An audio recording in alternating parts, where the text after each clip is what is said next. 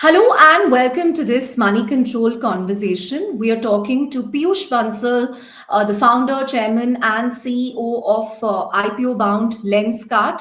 Joining me on this conversation is my colleague Tushar Goenka. Peyush, thank you very much for taking out time and joining us on this conversation. I know this is a very busy time for you, and belated Deepavali wishes to you as well. I don't think Lenskart needs any introduction or Piyush needs any introduction. It's one of the most omnipresent eyewear chains in India, online and offline. And there is a lot of buzz around Lenskart's IPO as well, which is expected sometime in the next few weeks. Piyush, I know you can't go into the specifics, but as someone who has built this from 2010 to going on these road shows, take us through what it's been like for you. What has the sentiment been around Lenskart from fund managers, from the street, from investors you speak to? Hi, good morning, Chandra. Thanks and thanks to Shah for joining and inviting me here. Yeah, I think it almost feels like day zero what we did maybe a decade back, and I think fresh set of investors building, selling them the story, making sure they understand it really well. I think more than selling, I would say they need to understand the business. They have watched it from the outside. They need to be educated about what we do on the inside. What is the team like? What is the culture like? What is the technology we are building? What is the vision of the company? And I think it's a fresh start in many ways. It almost feels like day zero, I would say. Right. But if you compare Lenskart to some of the other businesses going to IPO, you're fairly, well-known brand. You've also scaled up really well. I think you already have over 2,700 plus stores across 14 countries and 22 million units sold in FY25. Now, when you filed your RHP, the issue size, at least what we reported, was in the 8,000 crore ballpark, of which 2,000 crore is primary and the rest is an offer for sale by existing investors. One might say that you're not actually raising enough for your larger vision, Piyush, because you have this very ambitious vision of vision correction for the world. Is there a reason why you decided to keep the primary portion small? Because you're already profitable, you're cash generating. What could the reasons be? See, because I think the company has, decent money on the balance sheet already, and the company is generating profits and positive cash flow. So we only needed a little bit more for certain specific activities, and that is why we are not raising more than this right now. I think this is also sufficient capital for us to be able to do what we want to do in the near term, at least. Right. While you can't go into the details of the valuation, are you feeling good about the issue overall? Because recent stories we did point to confidence growing by the grey market premium, the endorsement from stock market wizards like RK Damani and respected funds like SBI MF. So overall, are you kind of happy with the direction this is going? I think in IPO, they're less about valuation, if you ask me. I think they are more about, it's a milestone to build something larger. So I don't think valuations decide whether an IPO is good or not. At least it won't really matter to me in the long term and to the company. I think it's about building new set of relationships, the partners we are getting on board. And that's what I'm excited about. I think Mr. Damani coming in, I've been a huge fan. I've got the privilege to meet him, and that is exciting. I would say definitely exciting to have his vote of confidence, have his partnership and guidance in the long term. And similarly, I think the other investors who can potentially come in, who are looking keen to come in, I think that is exciting. What would be exciting is if we can get the long term players who would want to partner with Lenskart, not for this moment, but for a decade forward of what we want to build. That will be exciting. I think that's what we have done so far. If you look at it, we are really blessed with the kind of partners we have had so far, including Adia, SoftBank, Temasek, Kedara Capital, Chris Capital, KKR, SteadView. And I think we are now looking at building a similar set of partners for the future. Right. Tushar? Peyush, you're also one, among the rare breed of founders who've chosen, and also among the first ones to choose to be a promoter at Lenskart. The previous crop of founders didn't really tag themselves as promoters. We just want to understand, the thinking behind it and your conviction around Lenskart, which led you to this decision, please. See, at Lenskart, I think while I think media thinks and everybody thinks that we have arrived in many ways, but from where we look at things, I think it is still very early days for us. I mean, if you look at the vision problem in India and even globally, we have the deficit of people who need glasses is very, very high. We have over 500 million people in India who need vision correction coming in the future. So I think it's very early in the journey from that perspective. I think from a founder's perspective, to be promoters, to be locked in is the right thing to do because, like I said, this is not an exit event for anyone. This is a milestone to build something larger. So from that perspective, I think it is also emotional to be many ways. I mean, my for me, my co-founders, there is it's difficult to explain, but I think there is an emotional angle to being a promoter. Interesting. Understood. Does it give you more control over your destiny when you say there's an emotional angle? I don't know that. I don't know whether it gives you more control.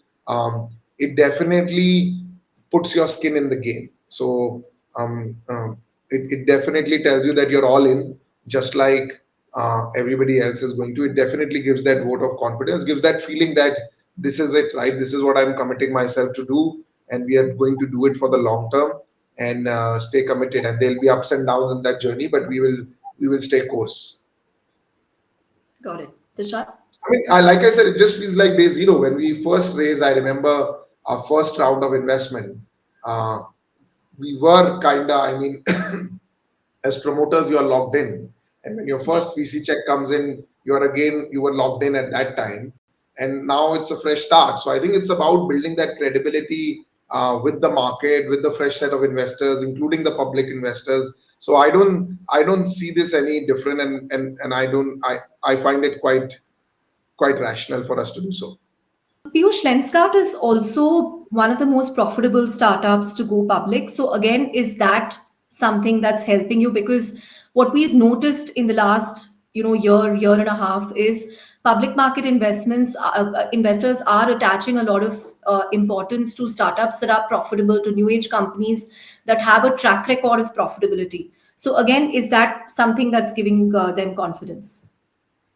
See, I don't know what gives investors confidence. It's not my job. I overall feel um, that we need to create a lot of value for the customers, right? And if you're creating value for the customers, profit is just a byproduct uh, of that process. I think Lenskart is been almost a decade now. We have been at it. We believe we are creating value for our customers by giving them the highest quality spectacles at the best possible prices with a great experience all the time. And then I think profit is just a byproduct of that in the ecosystem. If we are creating that much value, it should flow in. Um, I also feel that we are not in the battle of whether we are red or green as a company. I think we are in the dreams and aspirations we have is to create a very long-term sustainable organization that can be there for decades to come and can create improve lives of people, create shareholder value. So in that perspective, I've always felt that that's the wrong battle to fight, whether you are red or green. And I think it was quite clear to me and to us from the very beginning that it's at one end we are entering this new phase of the market, new phase of relationships. I think we need to give them enough confidence that that is not the battle they are going to be worried about, whether the bottom line is red or green. We want them to start thinking about how is this company going to give a vision to a billion people. Yeah. How is this company going to transform the way people see in India? How is it going to eradicate visual impairment? And I think it's largely to do with that. I think short term thinking is not what I am so comfortable with individually and at Lenskart. You don't want to be myopic. Yeah, I don't Well, want to be myopic. I mean, very well put. but I like the red green analogy, Piyush. But IPO aside, what are your goals going to be for the next, I don't know, 6 months, 1 year? Because you're working on multiple initiatives. You're building out capacity, for your factories. You announced plans for Hyderabad. You're also expanding globally. You're crafting this whole house of brand strategy. You're also leveraging tech in a big way to enable self testing, remote testing, and so on. So, what are your focus areas going to be? So one, of course, I think is like you just hit in the eye test, right? I think the only way to solve this problem and to give people glasses who need them is to democratize eye testing. And I think today we have only 30 optometrists for a million people in India, and even in Asia, the numbers are somewhere in that ballpark. I mean, just think about it. You have a million people and you have 30 people to do eye tests. We'll never be able to solve this problem. So I think one big focus area for Lenskart is that how do we use technology to democratize eye testing, which and at Lenskart, as you know, we do not charge for eye test. For the last decade, we have never charged and we don't intend to charge for it. Now, the idea is to increase supply. Now, we have invested in remote optometry. It took a long time to do that. And what we are really doing is we are seeing if whether when one optometrist in an 8 hour day, if they could do 10 eye tests, can I make them do 30, 40 eye tests in a day? And that is what remote optometry is doing because, these optometrists are there in a central location and customers are visiting our stores and they are testing eyes back to back, and there are calls pouring in across India. So that is one. Second, what it is also doing is in remote parts of India where it's not very feasible many times for opticians and optometrists to go there. There, for example, I'll give you example in Jodhpur and Udaipur, we have stores and they're largely run by remote optometry. So we are trying to put a lot of technology in this process, and then moving forward, how do we get into using AI, get into self eye testing, which means that there Hmm. is, you walk into a location, there's a self to use machine, and you can sit on it, and the machine can answer you questions, and we have deployed that in a few hundred stores now, and it's working well. So I think that one big area is I always believe that we have to work on the mission and rest everything follows. So I think as long as we solve for eye test, the rest everything will follow. So I think that is one large area. The second is I think we have to build capacity. I mean, it's almost like what Geo did, right? They laid the optic fiber before to enable 5G ecosystem in India. And I think for us, we have to lay the optic fiber. In India, we do not have a supply chain ecosystem to manufacture 100, 200 million pair of glasses every year. The entire ecosystem is kind of right now not in India, whether it is frame manufacturing, whether it is lens manufacturing, a lot of it is imported. A lot of it is maybe not at par to global standards, and then customers are looking for imported products. So I think and then the whole manufacturing of glasses is a very custom process. You need the frame and lenses. That supply chain and ecosystem doesn't exist in India, and someone has to preempt it. And I think we are kind of fortunate right now in the position we are in that we have to do it. It is a bet that Lenskart needs to make for India for solving this problem. So yeah, we are investing in capacity. The Hyderabad plant, which we have mentioned about in the DRHP, is under construction. It's massive. And yeah, we are putting money where it's needed. We are preempting it. If you look at our current factory, we put it in COVID.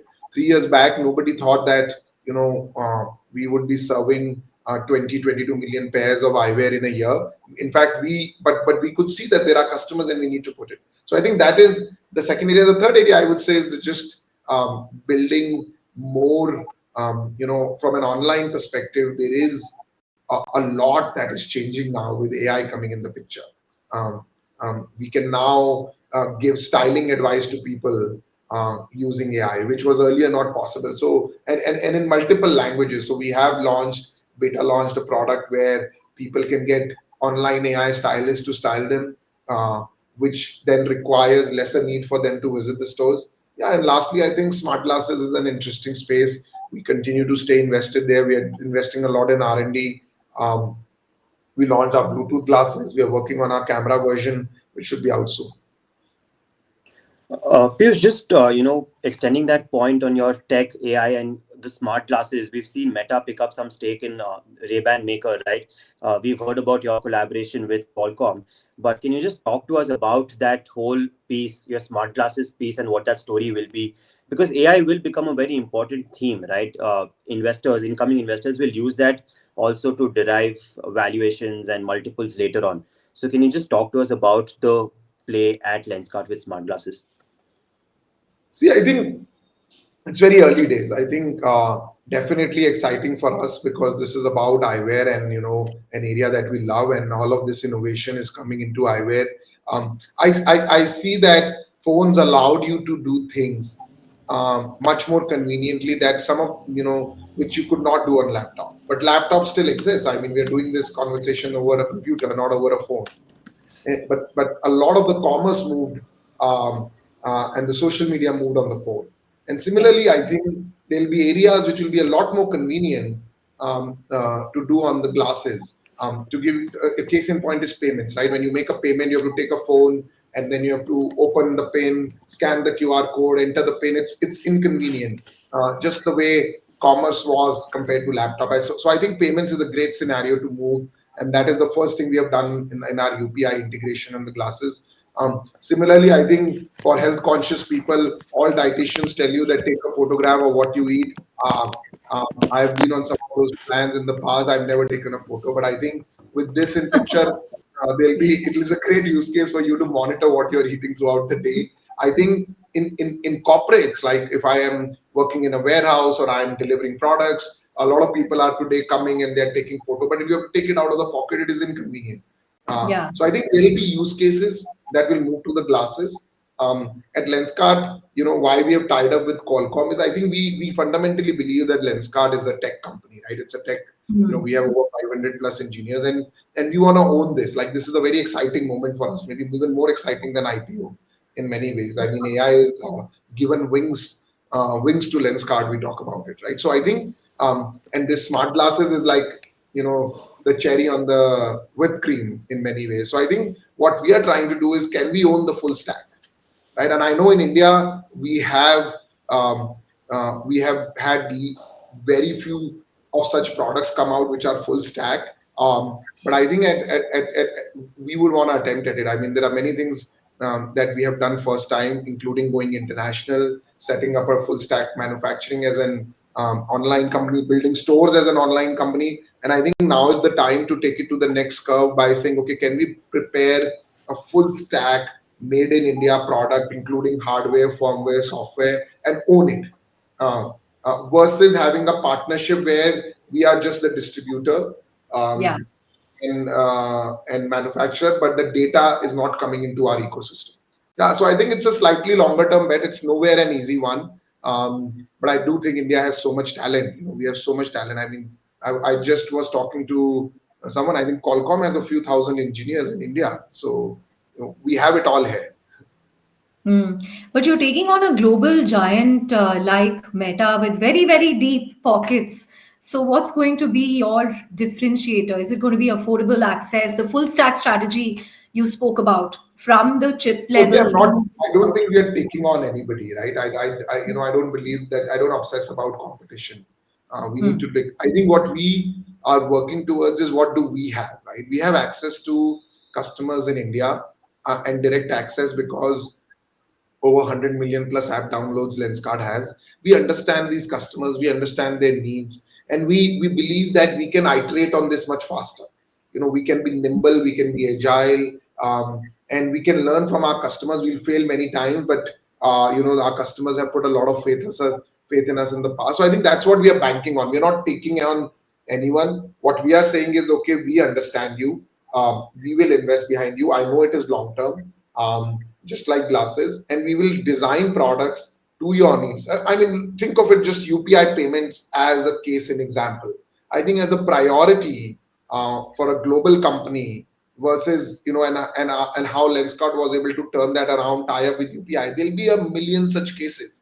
I mean, if you want to know what are the calories in your poha, I think at Lenskart we should be able to do that better sitting in India, right? So I think it's largely to do with that confidence that we think we have a culture of agility, we have a culture of turning around things fast, and if we know our customers and we have the distribution, then why not? But it's nowhere. We are not trying to compete with anybody. Got it. Makes sense. Piyush, speaking of your international businesses, one thing that's really impressed investors is your diversification. I think 40% of your revenues come from international markets. We just want to understand your key geographies that you will focus on, and how do you spend time and how do you divide time between India and markets outside India, please? Yeah, so I think, see, I believe, um, firstly, I think coming back from a vision that Lenskart has, which is to make democratize eyewear. The problem in India uh, is big, but the problem in Southeast Asia, Japan, and Middle East is also equally big. I mean, in a country like Singapore, 80% people get myopic by the age of 80, and these are government reported numbers. So this problem is becoming very big, and the affordability of glasses and and the solutions available, the new progressions of technologies that are coming are very expensive. So I think Lenskart definitely has a role to play there, and I think in many ways, like Chandra said, we are destined to play a role there in helping people there. Now, the second point, I think, as a consumer brand, I think it's if I look at the last 10, 20 years and I look at the shopping behavior, I think as a consumer brand, and I say this internally, and either you are a global brand or somewhere in the long term you kind of fall short of creating that aspiration in the customer. So I say it internally, either you are a global brand or you're not a brand, because I go to malls today and only thing I see is Zara, H&M, Uniqlo all across, and those are all on the ground floor of the malls, and I'm sure many of us are wearing, and then there are sub brands, and India is creating a lot of D2C brands, but I would say that a lot of those D2C brands needs to become global brands, because in the long term, consumers want their best. We need to raise the bar of our brands, whether it is product quality, whether it is finesse, whether it is communication, whether it is marketing. I think being global allows us to bring the best of technologies, raise the bar on quality. I mean, just think about it. The products that we supply to Lenskart customers in India are same as what we supply to Lenskart customers in Japan. And that's raised the level of what we supply in India after our international foray. And I think this is much better in the long term than having some player externally come and deliver that solution to us. And I'm sure I don't blame customers on any of this. I think customers will choose what is best for them. It is up to us whether we can raise our level to deliver that best. So it takes, I don't see it as a division of time. Like I said, this is part of the overall ecosystem. What we do internationally is as important to India as it is for international. Um, Piyush, just a follow up of that, is it very challenging to build an aspirational brand out of India? Because as you said, people are more aware these days. There's also this whole, K-shaped consumption pattern that we are seeing, where people are happy to pay a premium for good experiences and good brands. How challenging has it been for you to build Lenskart into that aspirational global brand that people will aspire to buy? So coming to your question, do people uh, does it need to be a global brand for it to be aspirational? I don't think so, right?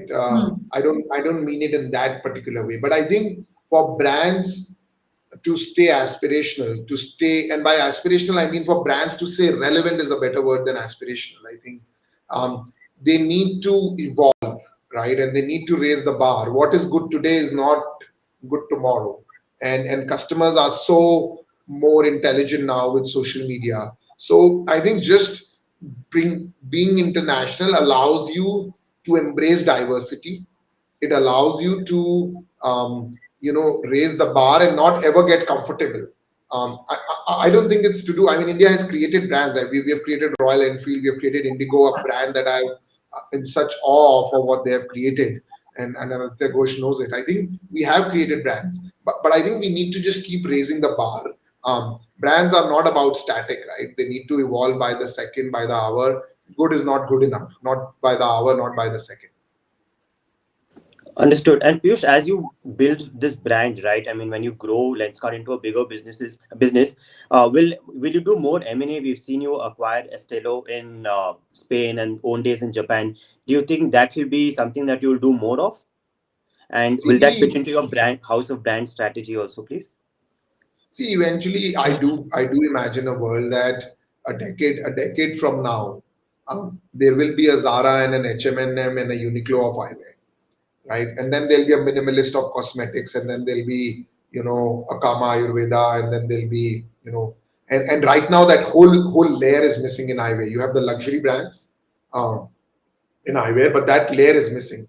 And at Lenskart, we do aspire to create that layer for customers, to create that choice for customers. And it is, choice and selection. I mean, some things will not change in the decade from now. People will continue to want more variety. People will continue to want great prices. People will continue to want more innovative products, and that is one fundamental truth that we believe in. Now, yes, we will create some of these innovations ourselves, like John Jacobs, which we have created in house. But at the same time, I think there's so much good startups are doing in India and globally.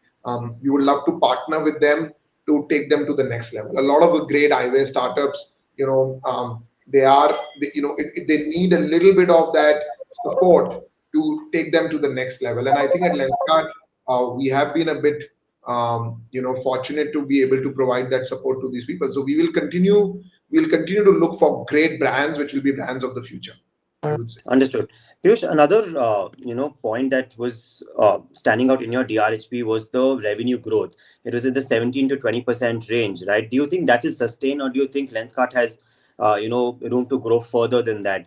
And how do you think investors will look at it? Or what will your sweet spot be rather? Since I can't comment on future revenue growth, I mean, what is there in the past is there, where we have been compounding at about 30% in revenue in the past 2 years. Um, um, but yeah, I think I would just say that we will leave that to the outcome. As far as input is concerned, we will continue to build capacity for eyewear. A lot of it has made in India eyewear, I would say. We'll continue to build technology to democratize vision test and make it really accessible and affordable. We'll continue to innovate on glasses which make you look good and improve your quality of life. I think that's how I look at the picture. Rest everything is a byproduct. Got it. Got it. Piyush, you spoke about the steps that you're taking on the technology front, on the manufacturing front, on the AI front. I also want to talk about the innovation happening on the delivery front, because quick commerce or rapid commerce, whatever you call it, has sort of become a way of life. And Lenskart, you are delivering to 40 cities the next day, almost like rapid deliveries in e-commerce. How sustainable will this model be as you scale this up to cover 500, 600 million customers? Is there, See, look, demand for this service that people want glasses ASAP? customer experience is not about demand, right? It's about, I don't think anybody demanded for a 10-minute delivery. I think it's just great to have it. It Yeah. is transformative. And I think when we deliver glasses next day, we didn't do it because customers were asking for it at that time. I think we did it because we can. And technology enables it. So we will continue. I think, like I said, I believe that people will continue to want better experiences. And that Mm. includes great selection, great price, and faster delivery. I don't see a customer who will say, oh, I don't want it fast enough. Uh, it is possible that the customers may not say that I don't want this, it's okay, I don't want it tomorrow. But if I deliver it tomorrow, they would love it. Right. So I think we continue to be bullish about investing in speed, reliability, and not just in the top 10 cities. I think the way at least we look at the world is that it needs to be more democratic, right? So we launched next day delivery in 8 cities, and we obviously had the choice to right now deploy our investment in saying, can we make from next day even faster in the top 8 cities? But we said, okay, that is important because good is not good enough. But at the same time, let's first also make sure that we can deliver next day in the next 40 cities.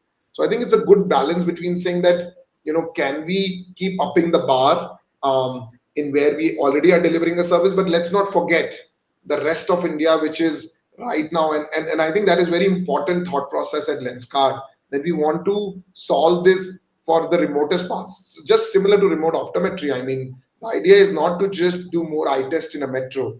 The idea is also to enable eye test in the remotest parts of India. So I think it's a balance between that. But speed, faster delivery, you cannot measure it on Excel. But I don't see why people would not want faster and faster. And technology today is meant for improving people's quality of life, and that's why we come to work every day, and that's what excites us. Got it. Tushar? Piyush, one more argument has been that Lenskart's assessment of 500 to 700 million, the TAM, has been a little on the higher side. That has been the feedback in the market. Do you think that is a little overstated? Do you think, or that is understated also for that matter? Or where is the TAM currently, and how do you think Lenskart is seeing that, please? My answer to that is key farak penda hai. My co-founder says it doesn't matter, right? What the TAM is beyond a point, right? um, you go to any place, right? And you do an eye test of 10 children, 10 adults, you can know what the TAM is, right? Itna mushkil nahi hai. You don't need so many monitor reports to do that. You go to any office, you go to CNBC office and you do an eye test of people, you will realize कि आधे लोगों ने चश्मा पहना हुआ है और बाकी 30%, 20-30% लोगों की आंखें खराब है, बट उन्होंने अभी चश्मा नहीं पहना. That will come to adults at 70-80. तो इतना I don't get into this beyond a point. I think this is analyst job. I remember 10 years back when TCM and Chirate had invested. A lot of people used to say that eyewear market in India is $1 billion, and I think there were even analysts and other companies around at that time, and I just couldn't get it. Even at those days, I just couldn't get it how that number is matters. But I always used to say it doesn't matter if it is 5,000 crores. We can give vision to 50% of India, and that is a sizable impact to create. And so I think jitna bhi hai wo number, I think our job is not changing because of that. Coming to the final part of the interview, Piyush, I mean, you have been at this for 15 years now. What do you think helped you build a more enduring company compared to those who started out as the same time of you, which may have flamed out? Was it your ability to pick one area, go deep? Because I remember when Lenskart started, it was everything, right? I remember back then there was some jewels card, bag card, watch card, and so on. So was it your ability to sort of pick and choose and go deep in one area? See, I can't comment on other companies, and I think everybody does a lot of work, and sometimes, one is not at the right place at the right time. It's no,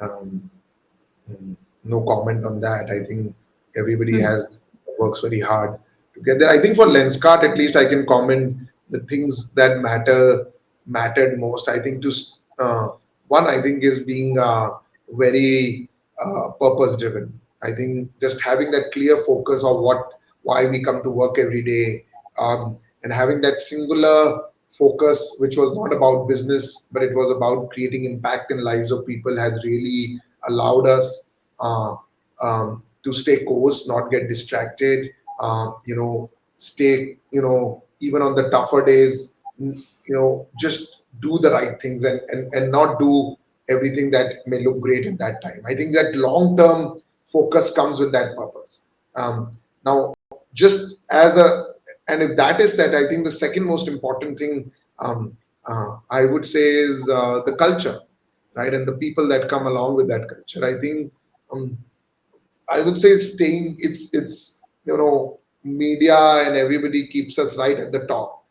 Uh, and it is sometimes really important for us to stay on the ground. I think staying true to coming to work every day, knowing that you don't know enough, and being curious to learn in this changing environment. and not making it about oneself, but making it about the purpose. As we build the org charts, as we build talent into the ecosystem, how we take those decisions in the company, I think is really, really important. I think when everybody comes to work every day with a common purpose, it doesn't become about oneself, it becomes about that purpose, and that becomes stronger and stronger. So I would attribute it to that. I think just the team and the culture of staying course on the mission, using the only other thing I would add, which is beyond this, is investment in technology and data. um, Hmm. I think that has been just not with the logic.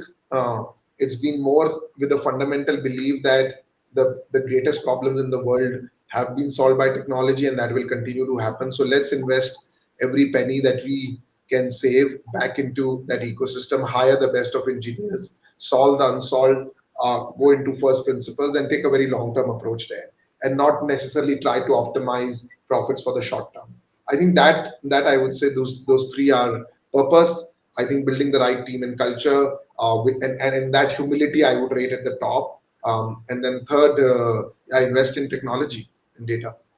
The humility, does it also come from the near death experiences you have had? Uh, I think it is a. I think it comes from my parents to me, and from me maybe to the kind of people that join are selected like that, and then it becomes like a part that either you are a fit or a not fit. It's how you view the world, right? It's how you feel that your own importance. I'm not too sure it's about, and of course experiences change it. I'm not saying, but I think it's more of a DNA thing. And Got it. don't get me killed for that. Final question, Piyush. Last week, I think Dipinder Goyal said he's releasing a book on Zomato called Unseen. If you have to release a book on Lenskart or Piyush Bansal, A, will you do it? B, what will it be called? I won't do it anytime soon, because I think Hmm. uh, the bar It's of still what we day want to zero. achieve, the bar of what we want to achieve and what we have achieved, we are far away from that. And I think Zomato is definitely in a different space and league right now. We are not there. And we are a far mile from the mission that we set out for, and we are very discontent right now. So I would not release anytime soon. So it's not appropriate for me to comment on the title of the book. I think Scene would be a good one, or 2020. Or Vision for Billion, I would Vision for, say. Vision for Business. Our title is ready. I think we have to get the timing right when you're not so Yeah, discontent. I mean, if we could change the life of a billion people, half of them underprivileged, half of them privileged, I think we would have created some meaning. Great. On that note, Piyush, here's wishing you the very best for Lenskart's IPO. No pressure, but I think this is one of the most anticipated listings in recent times. Thank you very much for joining us and sharing your insights. Thank you so much. Thank you, Chandra. Thank you, Thank you. Tushar. It's been a Thank you, Peyush. pleasure. Thank you, and thanks for the best wishes.